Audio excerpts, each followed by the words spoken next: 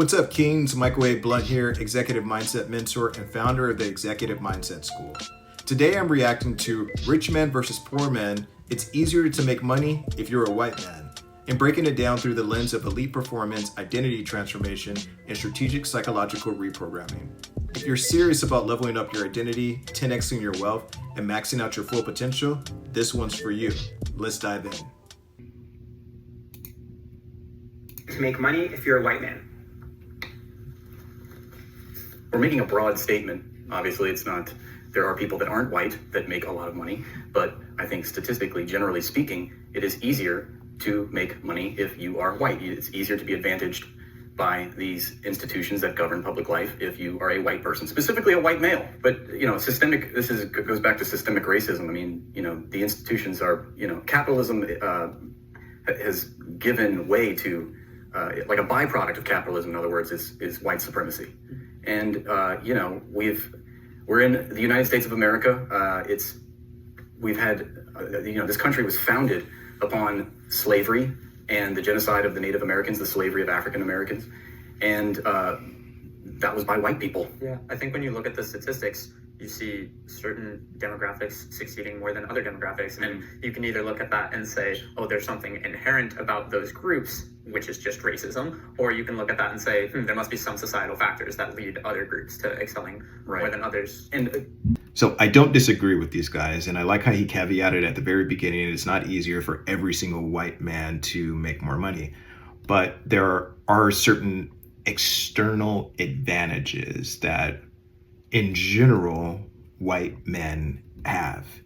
And I'll give an example. If there are two entrepreneurs, I'm an entrepreneur and there's another entrepreneur, and we are both pitching a business that we want to have funded.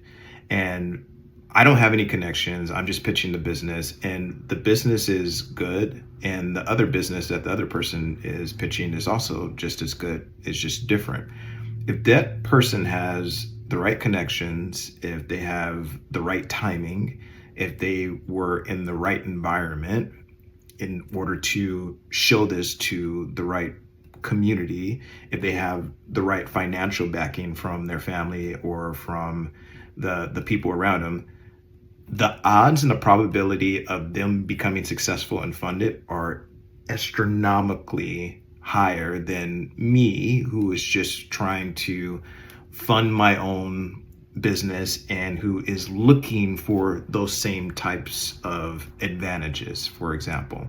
So that doesn't take away from the fact that I'm smart, I went to college, I'm just educated and I have all of these things, all of these values, and I have an amazing product. That doesn't take away from that. It's just that that person, the other entrepreneur, has a head start.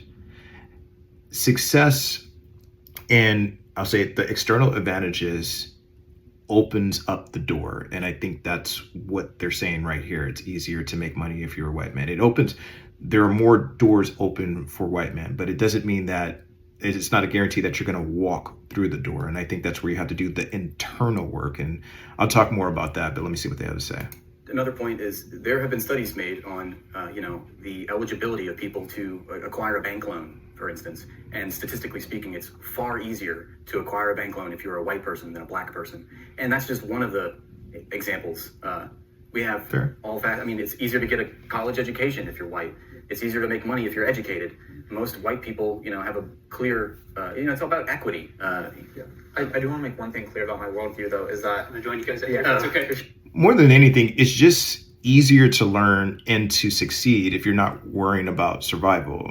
This is one of the hierarchies of life, is when you take survival and you take that mentality or the things that you have to do in order to survive, then you can focus on enlightenment, then you can focus on peace, then you can focus on being happy and joy and all these and fulfilled and all these different things. But if you're trying to do both at the same time, it's going to make it extremely harder. And that's what that's what happens in the society, where there have been historically disparities between the two different races because of not only socioeconomic issues, but because of systemic racism that has created policies in a culture that allows a certain group, white people, to be more advantaged than others, meaning the resources, the people, the network, the zones that they can live in. These are all statistically proven, and it's also been a part of our American history. So this is not something where I'm just like, oh yeah, this, but it's also, in my opinion, not an excuse. And when you're looking at this at the highest level, where transformation meets advantage, meaning you might be born advantaged, but it's your responsibility to match that with your transformed identity. It's your responsibility to match your advantages with your identity. And let's say you're not born advantaged, then it's your responsibility to build an identity that creates those advantages. Either way, regardless of how you put it, transformation or internal transformation is the number one key that needs to happen in order for both of those things to come true. In order for you to walk through the door and to sustain being on the other side of the door, there needs to be a deep identity transformation. And that's the thing that I show and that I preach and that I really work with people in how to do. Sure. Is that I think on the left, like the left of politics, sometimes it comes across very defeatist when we talk about this, and I never want to be like that. I don't want to say a person of color can't do this, can't do that, because that's also literally just racism, and people on the left do that a lot, sadly. But the prompt can succeed, but it might be a little harder, and that difficulty can appear in a myriad of different ways.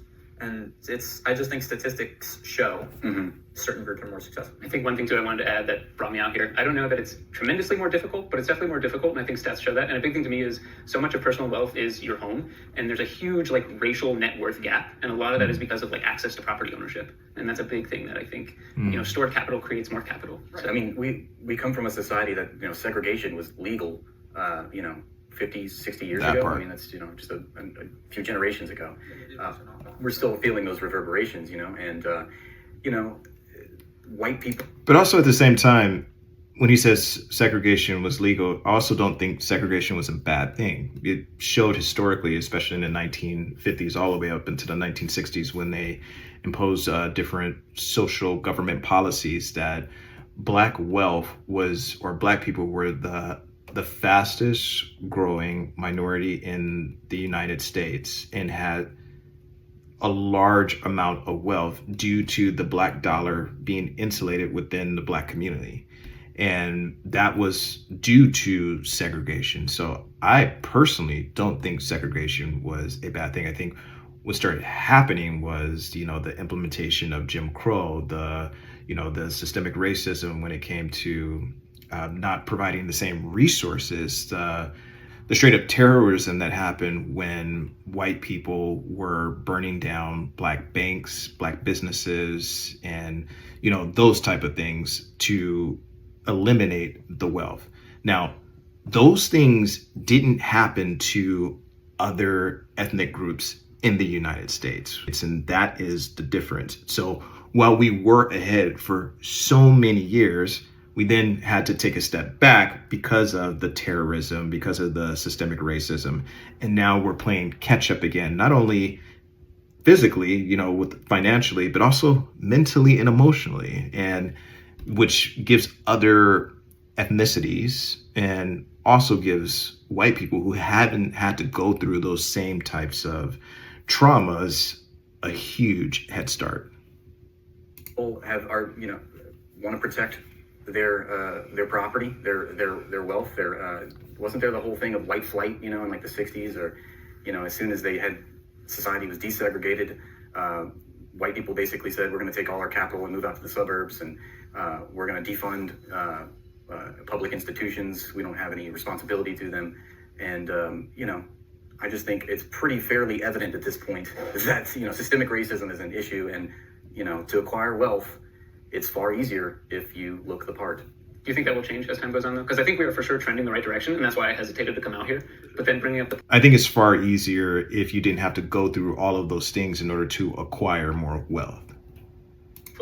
historical wealth. Yeah, I think it's headed in the right direction for sure. I mean, I believe anyone can absolutely succeed in America. Some people will have a harder path than others, but I believe anyone can. Sadly, I don't think everyone can. I feel like that is contradicted by capitalism, but I do think anyone can succeed despite their circumstances.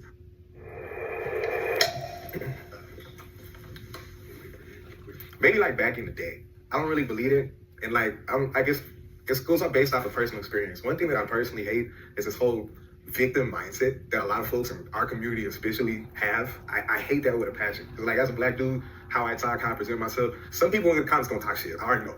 You know what I mean, right? But my whole thing is I've had so many jobs, and we were speaking about unemployable and whatnot, right? But if you look at my resume, it's crazy.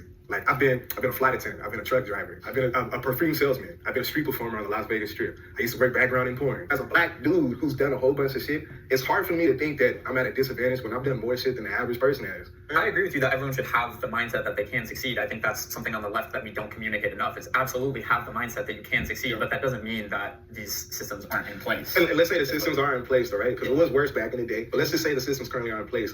I just think it's a belief factor. Like if you believe like, oh, I'm black, I can't do shit, you ain't gonna try. The statistics tend to...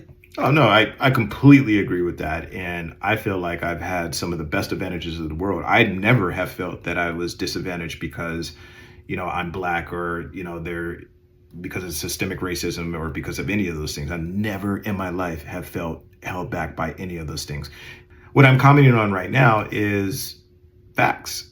There are people, white people, that have external advantages in the United States of America. It just is what it is. Now, am I going to use that as a victim mentality, saying, oh, you had a head start, I can't catch up? No, because I'm a boss. I know that I can run faster, and I know that I can catch up, and I know that I can not only catch up, but also can, move ahead of those people. And it's been proven. It's been proven when I compare myself against some of my classmates. It's proven when I compare myself academically and with the resources that I have had. I've not only caught up, but I've also far exceeded a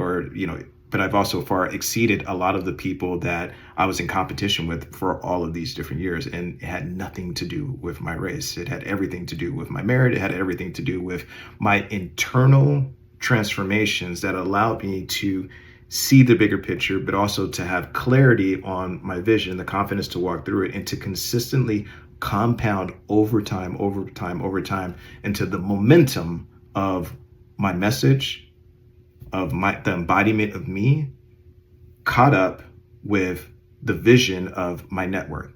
What did that mean? It means if my identity was here, but my vision and my goals were here, then I needed to catch up with that. And by doing that, I was able to completely 10x my life and 10x my environment and everything around me. And that's exactly what I preach. So there was nothing that was holding me back. I never felt like I had any disadvantages. But in reality, this is an issue in general for people, and not just because I didn't have to go through that doesn't mean that it's not a reality for some other people. Now, what this person is saying is, don't let that reality, the external physical conditions, become your mental prison. And I've been in situations where, my physical conditions didn't allow me to do certain things, but my mentality was always that I am responsible for my own destiny and I can do anything that I want. I was always instilled with that confidence. And so I think there's two arguments going on right now. Demotivate people, and then that causes lack of action. And it's like, Lack of belief? It's like, for example, like I look at everything as like, I only look at the advantages, like I try to cut out the disadvantages that I have. Maybe I don't even have many, but it's like I hyper focus on like, okay, what advantages do I have and how can I use them? I agree. And that actually promotes to good action and good results. Yeah, That's on an individual basis, and I would agree with you. For sure, everyone should take what they got and make it better. We're talking about society as a whole. I just think you should take that with a grain of salt, though, right? I think like it's like a lot of people don't take it with a grain of salt. Like I have friends that are like, But I think we're saying two different things. He's saying society as a whole. He's saying, hey, there's a mentality. So while it can be true that it's easier to make money if you are a white man with these types of advantages, because there are a lot of white men who don't have these advantages, but if you are a white man with these advantages, it is a lot easier for you to make money than other people who don't have these advantages. then also at the same time, it is true that there is a mentality that holds a lot of people back. And that mentality, if you reprogram that mentality into there are no disadvantages, and while this person might have an inherent advantage just because they just might be taller, or they might be faster, or they might be shorter if they're right, if they have to do some type of equestrian sports, or they might be stronger. Yes, they have an inherent advantage. That doesn't mean that I can't win. We all have our individual races. And if I'm trying to run a race where I'm a fish, but the race is trying to move up a tree, of course, I'm going to lose. There are other people who have advantages, monkeys and raccoons and cats. But if you put me in some water, I will smoke anybody. I would smoke the monkeys and the raccoons and the cats and all these different things. And that doesn't make me any better. It just means that I need to find my own lane within society. And that's why I see both sides of this right now.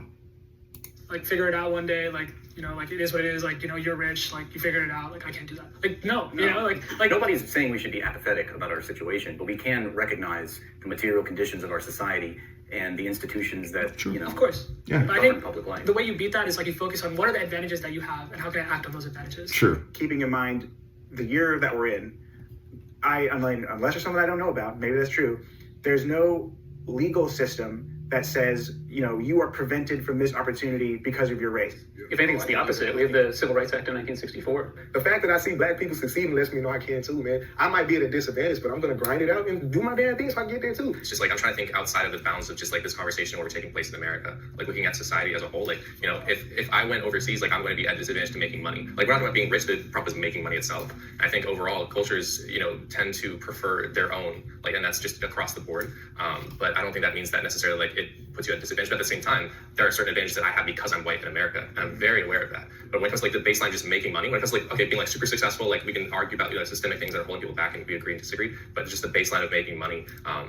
There are certain advantages that I have as a male over a female in this world. I know that when it comes to strength and athleticism, I'm probably going to have an advantage over 98-99% of the women who are out there. Now, there are going to be some superstar women who are going to smoke me, but just by pure strength and just pure athleticism alone, I'm going to have that advantage. Now, that doesn't mean that I can't lose. My wife, if she were to have a competition with me when it came to our leg strength, she would kill me. My leg strength is just not there. But I have an advantage as far as the upper body strength. And so listen, all I'm saying here is external advantages, they might accelerate, but they don't guarantee your success. And it has nothing to do with what you're born with or what you're not born with. These are all advantages that you receive. And it has nothing to do with what you're born with or what you're not born with. It's what you do with it when you realize the cards that you were dealt.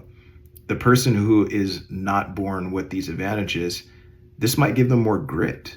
This might give them more resilience and better decision-making and better decision-making abilities. The person who is born with advantages might see more clearly. They might make decisions quicker. They might have more trust in the system. So it all balances out, but the overall point is your identity is either going to match or it needs to be built and created to match with the specific goals and the vision that you have. All right, so what do you think? Is it easier to make money if you're a white man or not? Did you agree or disagree with me that while being a white man certainly has its advantages, it's up to you to match and build your identity to meet your goals? Or is it more nuanced and complicated than that? Drop your thoughts below and let's hash this out like men. Either way, I would love to hear your feedback. And if you're ready to go beyond just consuming this type of content, join me inside the Executive Mindset School. It's where high-performing men like you come to reprogram, recalibrate, and rise together. Links in the description, and until next time, let's build wealth from the inside out.